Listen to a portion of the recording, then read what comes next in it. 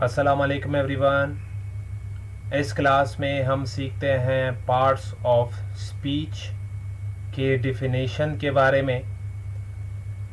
जैसे मैंने आपको पहली क्लास में बताया था कि पार्ट्स ऑफ स्पीच हमारे पास क्या है। इस क्लास में हम उनके डिफिनेशंस के बारे में थोड़ा सा आइडिया लेते हैं।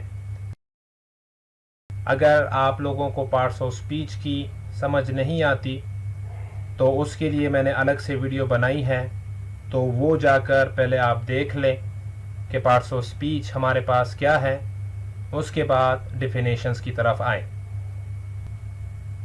उसके बाद सबसे पहले हमारे पास आता है noun. Noun is a name of person, place और थिंग। पर्सन का मतलब होता है शख्स, प्लेस का मतलब होता है जगह, थिंग का मतलब होता है कोई चीज। उसके बाद आता है प्रोनाउन। इसका डिफिनेशन है instead of a noun. Instead का मतलब होता है की जगह, यानी प्रोनाउन वो लफ्ज होते हैं जो हम नाउन की जगह इस्तेमाल करते हैं किसी जुमले में। उसके बाद आता है वर्ब। इसका डिफिनेशन है शो एक्शन और स्टेट ऑफ बीइंग।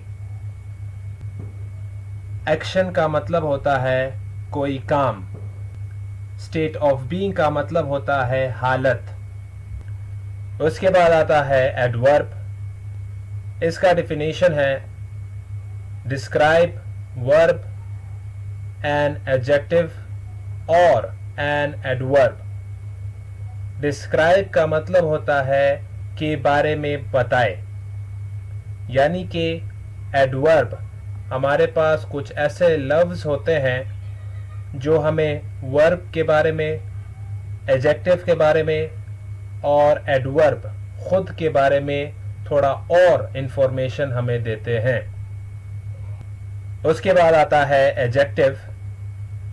इसका डिफिनेशन है टेल मोर अबाउट नाउन और प्रोनाउन, यानी कि एडजेक्टिव हमारे पास वो लफ्ज होते हैं जो हमें नाउन और प्रोनाउन के बारे में थोड़ा और बताते हैं।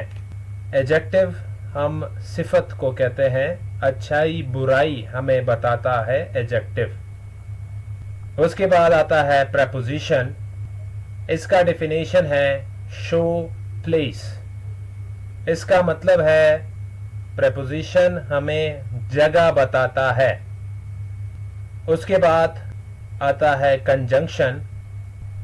इसका डिफिनेशन है जॉइन टू सेंटेंसेस और वर्ड्स। जॉइन का मतलब है मिलाता है।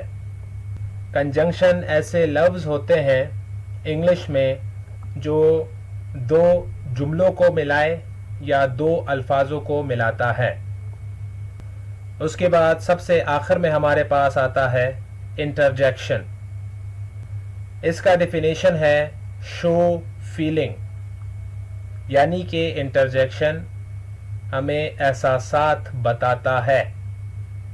इसकी जो निशानी होती है वो हमारे पास एक्सक्लेमेशन मार्क होता है।